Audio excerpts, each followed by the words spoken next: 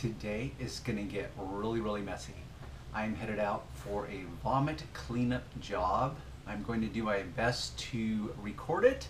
I will not have my videographer with me, so it will be dicey. It will be tricky.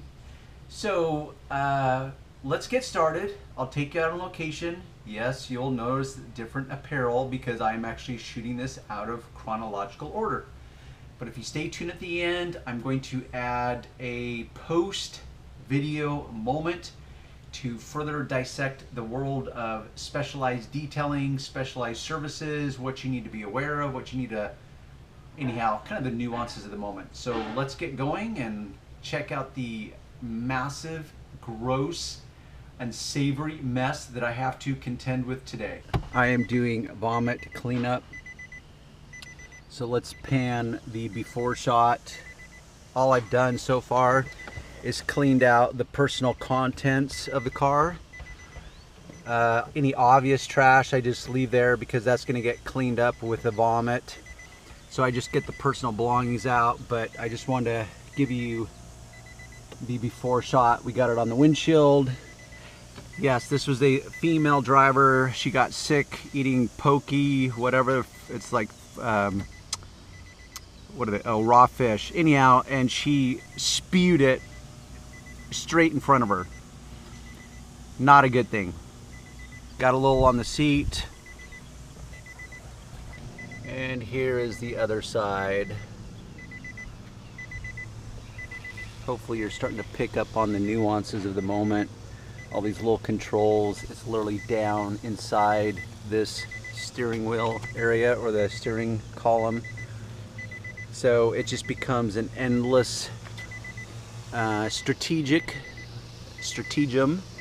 as far as how you're going to clean this and get it out of all these crevices safely without doing damage to the parts. Here is my basic arsenal. I've got my VX 5000 steamer. I've got my Husky bucket jockey with all my arsenal of tools, cleaners, whatever.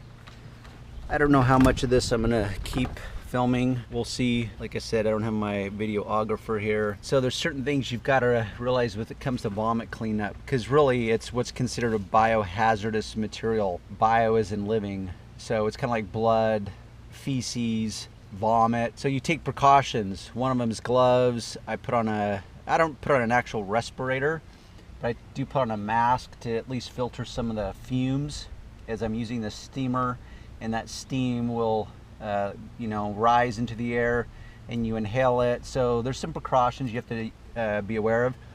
Also, your tools can become so dirty that you basically want to replace them because it's easier to replace than to actually clean them and disinfect them, including your vacuum hose specifically. So there's a lot of factors that guys don't consider in doing this type of job. Toll road transponder that will even need to be detailed out. So it's difficult to even know where to begin. As a rule, I start with the top and work my way down. But something that you have to be aware of is drying time. So if I've got the car seat, the driver's seat, and I know that obviously no one wants to sit in a wet driver's seat. So I may have to start with that first, but that's also problematic because if I need to sit in the driver's seat in order to clean the rest, and I clean it first so that it has the most drying time, then that means I'm either sitting on a wet seat or I'm gonna have to cover it so I can sit on it and clean the rest of the car. And because we're dealing with chunks, as you start wiping, you tend to spread the chunks around. How do you eliminate the chunks? Like the process, you start with the big stuff and you work your way down to the smaller and smaller stuff. So there's literally chunks up there, and this is where I'll take a scooper or a scraper and get out the big chunks first before I start introducing too many liquids into the equation. Got my different scrapers. This one actually is kind of shovel-like, where it's got walls to it. So if I scrape something, it will kind of contain it. And I know many of you might be thinking, why on earth would you even do this, Darren? Well, as I've said in endless videos, check out those chunks. Is that just, I mean, I could sit here and dissect what she ate, and you can literally see the food is truly undigested, as in you could serve this on a plate and garnish it on the right plate in the right setting, and someone would eat this. If you could in fact remove the smell from the moment, they would eat this because it looks like some high-end cuisine. Well, it's not. It's regurgitated food. So what do you do with this? Well, this is where I bust out my paper towels, and I literally just use a paper towel to scoop it onto, and that will be my little collection bin that I can just fold up and throw away. So I'll place that there, and I'll scoop up as much of this as I can before I, like I said, introduce too much liquid into the equation. But to answer your question, if you're wondering that, why would I do this? Well, like I said, I love a challenge, and also this is one of those moments that people will pay, not that I'm charging a ridiculous amount, I'm just getting paid very well to do it, put it that way, because it's a problem that's so extreme in their world. They just want it to go away. They don't care how much it costs necessarily. Yes, obviously it can become an issue if you charge just an insane amount, but they are so desperate at this moment that they just want it fixed. So Darren, just please fix the problem. I don't care what it costs. I just want the problem gone. I just want to get on with my life, move on, whatever. Now, once I've broken enough of the chunks loose, then I can vacuum it up, and that's where your vacuum comes into play. It's like if you keep your filter in place, you're gonna have to replace that filter, or if you have a wet and dry vacuum, then you can remove the filter, and then you're just gonna have to clean out and disinfect the inside, but then you've got your vacuum hose that has ribs to it. So there's a lot of variables.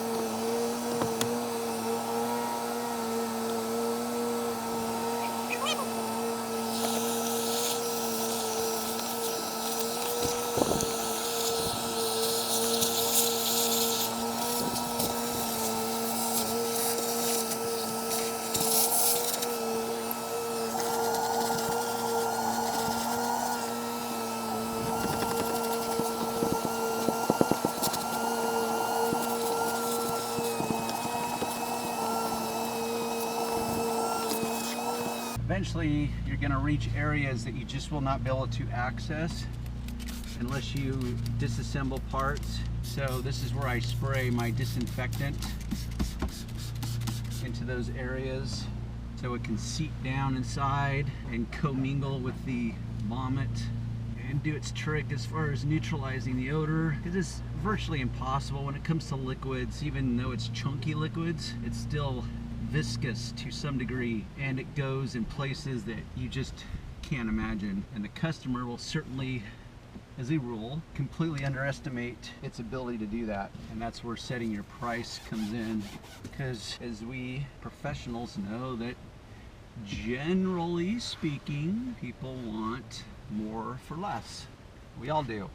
It's normal. But generally speaking, you also get what you pay for. And when it comes to detailing, literally anything goes when it comes to tools, tricks, whatever. That's where problem-solving skills come in, which is why I love a problem or a challenge, because it incentivizes me to come up with new techniques, new strategies, the ability to diversify, keep myself as well, actually busier than I can handle. So that's a good problem. And I'm just grabbing miscellaneous brushes. Here's my non-abrasive scrub pad.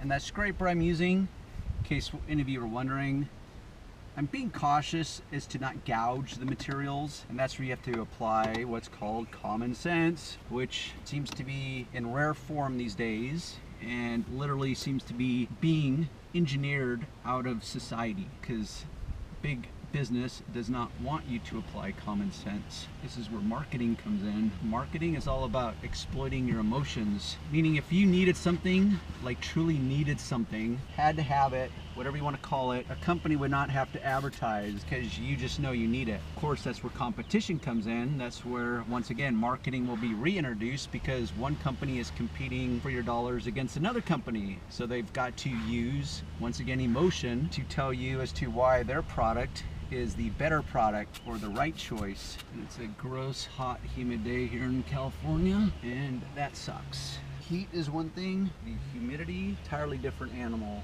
And I know all you that don't live in California or the desert know that I have no idea what real humidity is, and admittedly so. I just know at 50% or whatever humidity, it sucks. What I'm trying to do is see if I can finesse this grill up, which I'm not sure that I can. So that's where you have to accept limitations and spray stuff down in there that is going to try to offset that smell.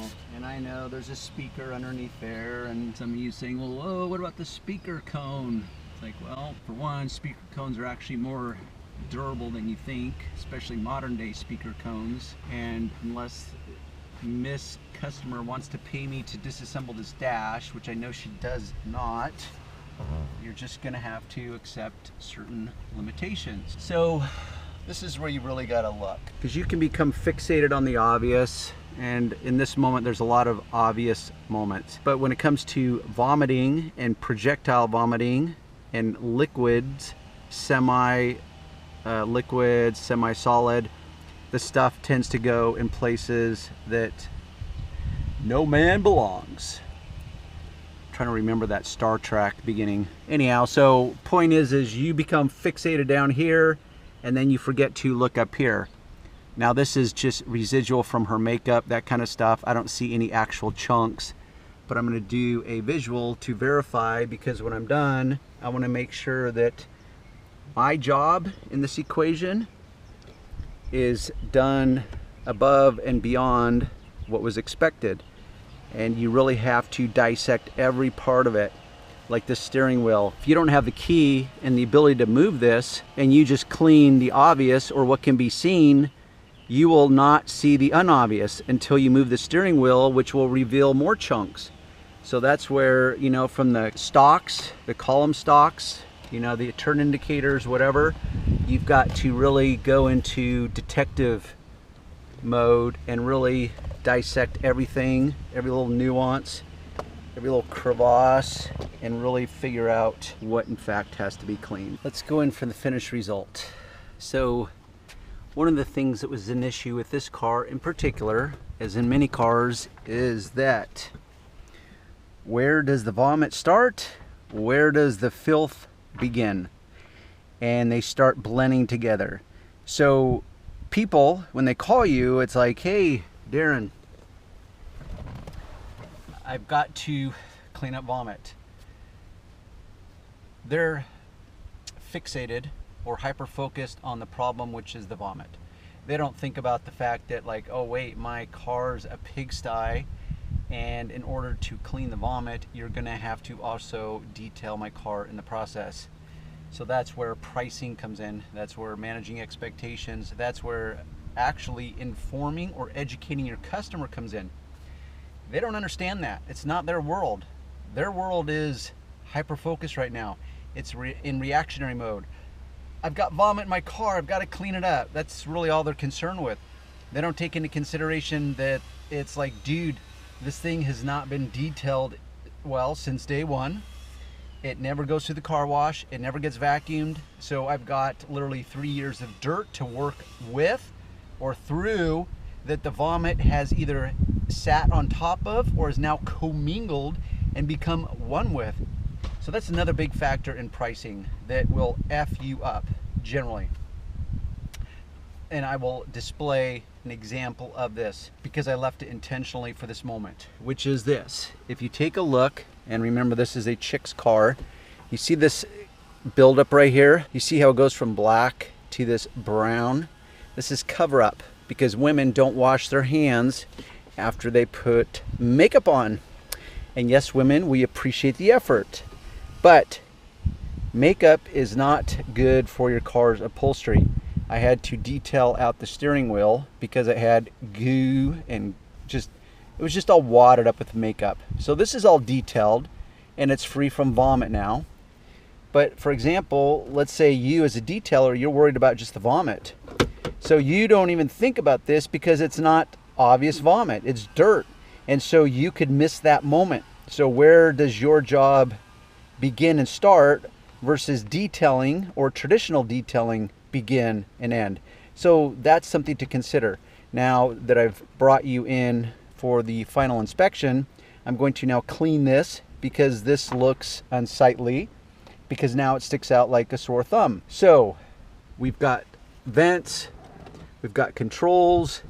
There's so many moments to this car. We got the steering column down in here. We got up underneath here, back inside the crevice of this dashboard. You could literally land a jet on. That's so massive. We had the vomit up on the windshield. So it just goes on and on. Anyhow, I just wanted to bring you in for the final effect. And there's my steamer. Yes, in fact, I did use my steamer, as well as disinfectants that are made specifically for this, what we could call hazmat, hazardous material cleanup. So I'm back at home. I finished the job. The customer thanked me profusely. Yeah, he just could not go on enough about the job that I did. So that's thumbs up on Darren, over delivering. But there is a point where over delivering becomes inappropriate, as in you're giving away your work and you actually devalue your work. It's kind of a strange psychological phenomenon where if you make yourself too available, and in this moment being too available would be in the context of giving too much, where you go away and there's this psychological ripple effect where the customer thinks like, oh, this guy really, maybe he, it goes into this whole world of psychology. Just know that there's an appropriate way to over deliver, and then there's too much, where you devalue your work and now you walk away or you drive away a little begrudgingly that you over delivered to the point, and then you feel like the Johnny customer didn't actually appreciate it. I could actually write a book about that very subject.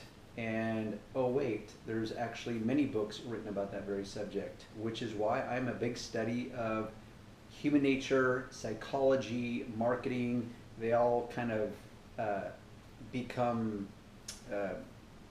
enmeshed together. So with any specialty service like vomit removal, car paint chip repair, just know that start with the basics. Don't rush to do all these other specialty things. I know any of you beginners are going to rush to learn how to do high-end paint correction because you have all these visions of grandeur of, you know, polishing for days on an exotic car, a Rolls Royce, some whatever overpriced car, and you're going to get paid thousands and thousands of dollars and suddenly become rich and famous, and everyone will be calling you because they've seen your work, and it just doesn't work that way. Stick with the basics. You can make a lot of money with just the basics. Once you've mastered the basics or you have a good handle on them, then you can branch out into other things that can be very profitable. But just like detailing, and I cannot stress this enough, detailing, paint chip repair, car scratch repair, vomit removal, I kid you not, 40% of it is actual techniques and products. 60% is what I call the intangibles. How do you educate your customer? How do you build value into the service? How do you manage their expectations? Most people just are ignorant. And yes, I use that term ignorant because they just don't know. I'm not trying to condescend anyone or belittle anyone or disparage anyone. I'm just saying is they simply do not know. You may not know. So this is where I'm trying to let you know, to use that word over and over again, that before you sign on to trying your hand at specialty services like this vomit removal, there's a lot more to it. Now, I'm not going to drop my shorts all the way to the ground and expose everything for you, but I will, along the way, share some of the secrets that I've learned. And one of them is what I've already addressed about the fact that you need to assess, okay, what kind of condition is this car in to begin with? Is the vomit now flown all over a car that is a pigsty to begin with? That presents a unique challenge in and of itself. If you don't have the ability to articulate that, educate your customer, and he or she just wants a simple price. It's like, oh, I'm going to charge you $300 to remove that vomit. It's like, what are you, nuts? $300? Well, what he doesn't know is that you have to work through a lot of dirt in order to either get to the vomit, or in dealing with the vomit, you've got to deal with a lot of dirt. Because what will happen in Johnny customer's head is if you just clean the vomit away, but then you leave all the other stuff remaining, let's say there's some stains, or let's say there's some dried, gooey, hard substance underneath the vomit, and now you clean the vomit away, but then you leave that stuff that you know is going to take you an extra 10 minutes to remove, there's going to be a problem at the end, most likely. Because Johnny customer is going to think like, well, dude, why didn't you clean it all the way? Why is that still there? So they don't get it that that's two separate equations. You've got the removal of the vomit, and then you've got the detailing of the car. And many of you will oversimplify that and think they're one and the same, and in fact they can be, but it's not automatic. So just because you're cleaning and shampooing and steaming and all that stuff, and vomit is different than other stains, other whatever that you'll find inside of a car. So you need to be prepared for that. Let me use an example. When I was cleaning the grill, and I'll use this example because Johnny customer came out, and this was actually his daughter's car, who was very candidly humiliated to even face me, knowing that she's the one who vomited in her car. She already felt like an idiot because she didn't like put her head out the window or shoot it to the side. She shot it straight into the control panel. So she already feels like an idiot. She didn't want to face me. I get it. I don't care. I'm just there to do the job and make some money. So Dad came out and he handled the situation. At the end, like I said, he just was ecstatic about the results, and he knew that she would be ecstatic. But he did mention, he goes, because as I was talking in the video, there's a speaker grill up in the front of the dash at the corner of the windshield where the transponder sits. And he said, hey, do you think that speaker is going to work, or will there be a problem? Okay, if you lack the experience, this is where you could suddenly be like thrown off your game, and you don't have a good answer for that. Because A, you didn't even think about it yourself, and B, you don't understand the nuances of that moment. Let me explain. So a speaker grill, what lies below is a speaker to the car stereo. Now, if you've ever dissected a speaker, you will know that it has what's called a cone, and there'll be a magnetic, whatever it is, but it's magnetized. It's a magnet, and then the wire's hooked to that. And the cone is typically made of like in the old days, the cheap speakers were made of this paper-like material. And over time, they crack and they separate, and that's what causes distortion and a vibration that's annoying when you're listening to your system. It will still work to a point, but it will cause a vibration. Today's speakers or modern day speakers are made with materials that are far more durable. So they can actually get wet without instantly destroying them. So that's the first point, and I explained that to him. But what I also explained to him is that as that vomit sat there overnight, because this happened literally 24 hours previously, even though it's a bunch of chunks sitting on the dash, what happens is this thing called gravity has its way with any object, and gravity will pull things down. Essentially, gravity pulls everything towards the center of the earth. So if you have something that's semi-liquid, semi-solid, the liquid will naturally want to settle down. You have no idea how much liquid was in that vomit.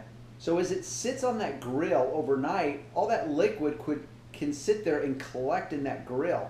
You have no control over that. You have no ability to know if in fact it did or did not do that. So that's one factor that you need to explain to Johnny customer. Most people will understand that.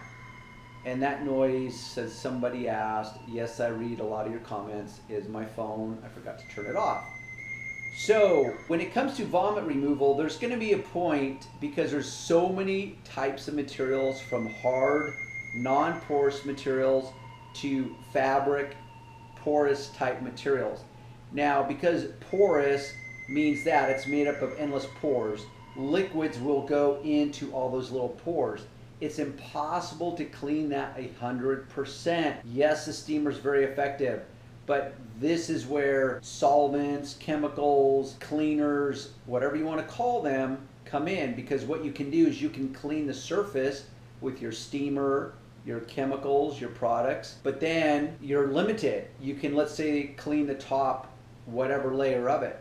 But if all that stuff is now seeped in and wicked into all the porous fibers of any material, how are you going to clean that?